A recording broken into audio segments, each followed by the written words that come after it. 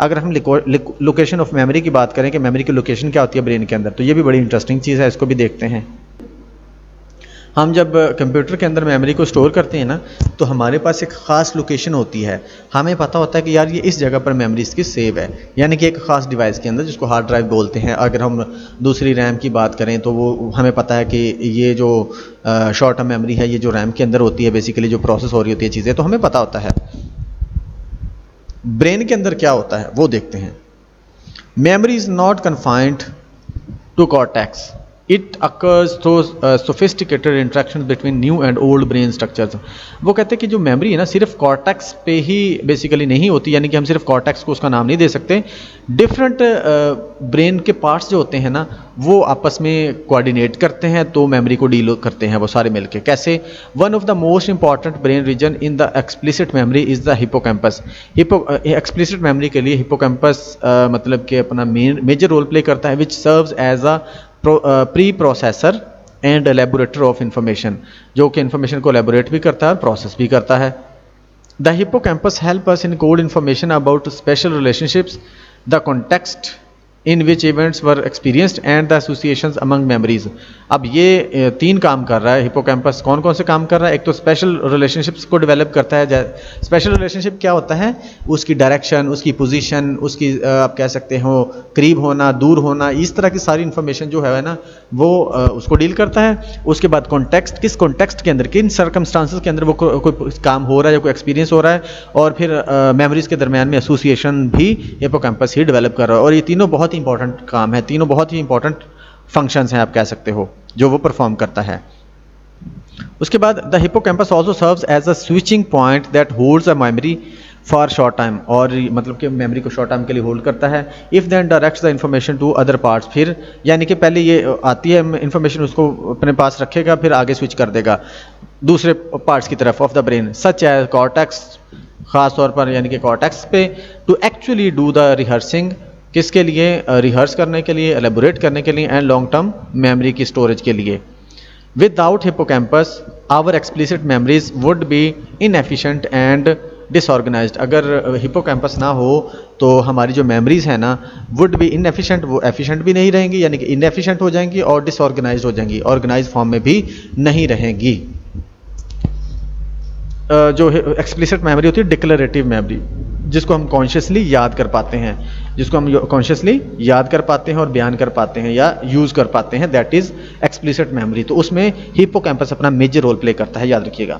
While the hippocampus is handling explicit memory, the cerebellum and the amygdala are concentrating on implicit memory and emotional memories respectively. जो hippocampus है, वो कहते हैं जब उसको याद डील कर रहा होता है ना हिपोकैम्पस दूसरी मेमोरीज़ को, हिपोकैम्पस जब दूसरी मेमोरीज़ को डील कर रहा होता है, जैसे कि एक्सप्लिसिट मेमोरी है, उस वक्त सेरिबेलम और एमिगडाला हमारी इम्प्लिसिट मेमोरी को डील कर रहे होते हैं और हमारी इमोशनल मेमोरीज़ को डील कर रहे होते हैं। खासतौर पर सेरिबेलम कर रहा होता है हमारी इम्प्लिसिट मेमोरी जो कि नॉन डिक्लेरेटिव मेमोरी होती है। नॉन डिक्लेरेटिव मेमोरी जिसको हमें कॉन्शियसली याद करने की ज़रूरत नहीं है। जैसे अगर कोई स्किल है, जैसे आपने साइकिल चलानी है या बाइक चलानी है, तो वो आप साइकिल पर बैठते और चलाना शुरू कर देते हो, ठीक है, यानी कि उसमें हमें कॉन्शियसली ये सोचना नहीं पड़ता कि मैंने क्या करना है या कैसे पैडल मारना है, कैसे बैलेंस करना, नहीं, ऑटोमेटिकली हो रहा होता है सारा कुछ। इसी तरह से हमारी इमोशनल मेमोरीज जो हैं उसको एमिगडाला डील करता है। Researchers shows that the cerebellum is more active when we are learning associations and in priming tasks। जब हम एसोसिएशन और प्राइमिंग टास्क कर रहे होते हैं तो उस वक्त जो है हमारा cerebellum वो ज़्यादा रोल प्ले करता है। Animals and humans with damage to the cerebellum have more difficulty in classical conditioning studies। जब ये डैमेज होता है तो आप मतलब वो क्लासिकल कंडीशनिंग वाला जो आप कह सकते हैं फैक्टर है ना, उसमें प्रॉब्लम आना शुरू हो जाती है। The stage of many of our most important emotional memories and particularly those related to fear, और जो fear वाली memories होती हैं ना, is initiated and controlled by the amygdala।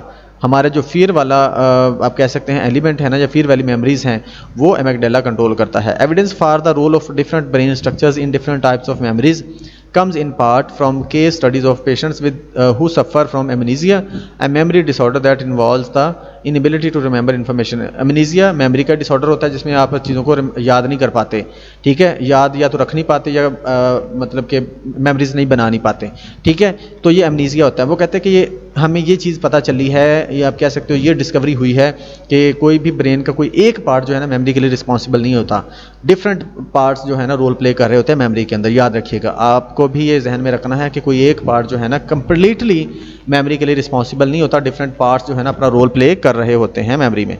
As with memory interference effects, amnesia can work in either a forward or backward. जैसे हमने interference की बात की थी, इस तरह से ये इसके भी दो टाइप्स होती हैं, ये भी फॉरवर्ड या बैकवर्ड मतलब के हो सकता है। एमनीजिया की भी दो टाइप होती हैं। अच्छा, अफेक्टिंग रिट्रीवल और इनकोडिंग, जो कि या तो रिट्रीवल को मतलब अफेक्ट करेगा या इनकोडिंग को। For people who suffer damage to the brain for instance as a result of a stroke or other trauma, the amnesia may work backward. जो लोग ब्रेन डैमेज होता है जिनका स्ट्रोक की वजह से, ट्रॉमा की वजह से, तो उनका हो सकता है कि बैकवर्ड एमनीजिया हो उनको। उसको क्या बोलते हैं? Retrograde amnesia. ये देख लेते हैं क्या है बेसिकली। रेट्रोग्रेड एमनीजिया क्या होता है? A memory disorder that produce an inability to retrieve events that occurred before a given time. जब चूँकि ये एमनीजिया ज़्यादातर हादसे की वजह से होता है, ठीक है, किसी फिजिकल प्रॉब्लम की वजह से होता है, तो वो कहते हैं कि रेट्रोग्रेड एमनीजिया वो होता है कि जो फर्ज करे हादसा हुआ ना, हादसे से जो पहले की मेमोरी होगी ना उसको रिकॉल नहीं कर पाता बंदा, ठीक है। A memory disorder that produce an inability to retrieve events that occurred before a given time. Given time से पहले जो मतलब के मेमोरीज थी या इवेंट्स हुए हैं उनको याद नहीं कर पाता कोई individual. Because LTP takes time through the process of consolidation, retrograde amnesia is usually more severe for memories that occurred just prior to the trauma than for older memories. अब यहाँ पर उसका वो दे रहा लॉजिक कि ऐसा क्यों होता है, वो पहले वाली मेमोरीज क्यों भूल जाती हैं। वो कहता है कि चूंकि LTP यानी कि लॉन्ग टर्म पोटेंशिएशन जो है ना वो आहिस्ता आहिस्ता होने वाला प्रोसेस है, तो उसमें टाइम लगता है। चूंकि टाइम लगता है तो जब हादसा हो जाता है या ट्रॉमा आता है तो वो फिर उन मेमोरीज़ पर हम फोकस नहीं कर पाते, या वो मेमोरीज़ हमारे जहन में नहीं रहती, या आप कह सकते हैं उन मेमोरीज़ को हमने लॉन्ग टर्म मेमोरी में अभी तक भेजा ही नहीं होता क्योंकि उसमें टाइम लगना होता है। तो फिर क्या होता है, हमारी वो वाली मेमोरी जो है ना या तो याद ही नहीं कर पाते या हम बना नहीं पाते या फिर हमें मतलब जहन में रहती नहीं है। In fact events that occurred just before the trauma that cause the memory loss may never be recovered because they were not fully encoded. वो रिकवर नहीं होंगे जो मतलब थोड़े उस टाइम से पहले ही, ट्रॉमा से पहले जो चीज़ें आपके माइंड आपने की थी, एक्सपीरियंस हुआ था, उसको आप याद नहीं रख पाते। Organisms with damage to the hippocampus develop a type of amnesia that works in a forward direction to affect encoding known as anterograde amnesia। और अगर हिपोकैम्पस आप कहते हैं मतलब वो कहते हैं कि डैमेज होता है तो फिर एंटोग्रेड एमनीजिया डेवलप होता है जो इसका उलट है ऊपर वाले का। एंटोग्रेड एमनीजिया क्या होता है?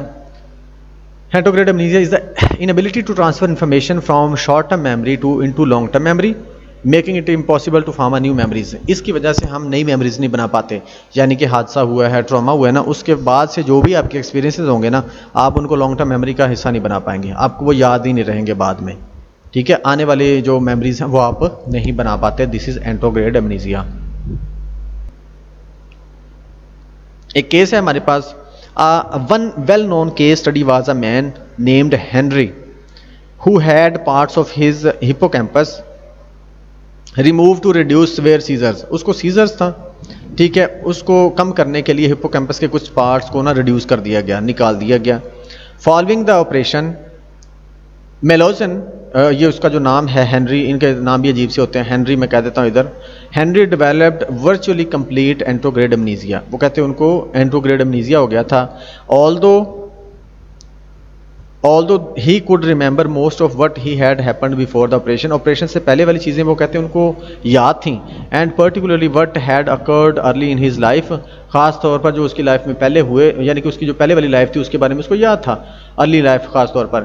he could no longer create new memories, लेकिन वो नई मेमोरीज नहीं बना पाता था। उसके बाद Henry was sad to have read the same magazines over and over again without any awareness of having seen them before। अब वो कहते हैं कि होता ये था कि वो एक ही मैगज़ीन को बार बार पढ़ता था, वो इस मतलब सोच के साथ या इस वजह से पढ़ता था कि उसको लगता था कि मैंने पहले पढ़ा ही नहीं इसको, तो वो बार बार उसको पढ़ता था। ये एग्जांपल थी एंटोग्रेड अमनीजिया की कि वो नई मेमोरी नहीं बना पा रहा था। कि एक मैगज़ीन को जब आपने उठाना है, उसको एक दफ़ा पढ़ना है, थोड़ी देर बाद दोबारा उसको उठाना है, तो वो आपको लगेगा कि मैंने पहले पढ़ा ही नहीं है, यानी कि न्यू मेमोरी आपकी बनी ही नहीं। Case of anterograde amnesia also provide information about the brain structures involve in different types of memories. मतलब ये भी हमें बताता है कि डिफरेंट टाइप्स की मेमोरीज में हमारे डिफरेंट ब्रेन स्ट्रक्चर जो है ना वो इन्वॉल्व होते हैं। Although Henrys explicit memory was compromised because his hippocampus was damaged. His implicit memory was not because his cerebellum was intact. वो कहते हैं कि उसकी जो है ना एक्सप्लिसिट मेमोरी डैमेज हुई थी, यानी कि एक्सप्लिसिट मेमोरी जो है वो डिस्टर्ब हुई थी, उसकी इम्प्लिसिट मेमोरी है ना वो डिस्टर्ब नहीं हुई थी। क्यों? क्योंकि एक्सप्लिसिट मेमोरी का जो रिस्पॉन्सिबल होता है वो हिपोकैम्पस है, और इम्प्लिसिट मेमोरी के लिए जो रिस्पॉन्सिबल है हमारे ब्रेन का पार्ट वो सेरिबेलम है। तो इस वजह से भी वो कहते हैं कि ये भी हमें बताता है कि ब्रेन के डिफरेंट पार्ट्स जो है ना हमारी मेमोरी को कंट्रोल करते हैं। He could learn to retrace shapes in a mirror and task that requires procedural memory, but he never had any explicit recollection of having performed this task of the people who administered the test to him. मतलब कि उसको जो explicit memory है ना, consciously चीज़ें याद ही नहीं है, कॉन्शियसली वो कोई चीज़ याद कर ही नहीं पाता, जबकि जो कोई स्किल है या इस तरह का कोई टास्क वगैरह है जो उसने पहले परफॉर्म किया था तो वो उसको कर पाता था। Although some brain structures are particularly important in memory, this does not mean that all memories are stored in one place. मतलब कि वो कहते हैं कि अगरचे हमारे ब्रेन स्ट्रक्चर्स जो है ना पर्टिकुलरली इंपॉर्टेंट है मेमोरी के लिए, खास तौर पर कोई मतलब कि जैसे हिपोकैम्पस की बात है, एमिगडाला या सेरिबेलम की, तो वो कहते हैं कि बहुत इंपॉर्टेंट है कुछ पार्ट्स, लेकिन इसका ये मतलब नहीं कि सारी मेमोरी उसी जगह पर स्टोर होती है। The American psychologist Carl Lashley attempted to determine where memories were stored in the brain by teaching rats how to run mazes. उसने पहले चूहों को सिखाया कि कैसे जो है पजल को सॉल्व करना है, and then lesioning different brain structures to see if they were still able to complete the maze. फिर उसने उसके ब्रेन जो चूहे थे ना उनके ब्रेन के डिफरेंट पार्ट्स को उसने डैमेज किया जानबूझ के। दिस आइडिया पहले उनको सिखाया, मतलब कि जो आप कह सकते हैं मेज़ या आप कह सकते हैं पजल, उसको सिखाया कैसे इसको करना है कंप्लीट। बाद में ब्रेन के डिफरेंट पार्ट्स को उसने क्या किया, डैमेज किया जानबूझ के। This idea seemed straight forward and Lashley expected to find that memory was stored in a certain parts of the brain। उसका ये आइडिया था मतलब इंस्टेड ही उसका ये आइडिया था कि जो हमारी मतलब कि मेमोरी है ना वो किसी खास जगह पर स्टोर होती है। Instead he discover that no matter where he removed brain tissues the rats retained at least some memory of the maze. वो कहते हैं कि उसने चूँकि कुछ पार्ट जो है ना वो रिमूव कर दिए थे उसके ब्रेन के, लेकिन इसके बावजूद वो जो है ना जो पजल है उसको किसी ने उसका कुछ ना कुछ हिस्सा या कुछ ना कुछ मेमोरी उनके माइंड में उसके जहन में थी और उसको वो परफॉर्म कर रहे थे। Leading him to conclude that, ये चीज़ की वजह से उसने क्या नतीजा निकाला, leading him to conclude that memory is not located in a single place in the brain but rather is distributed around it.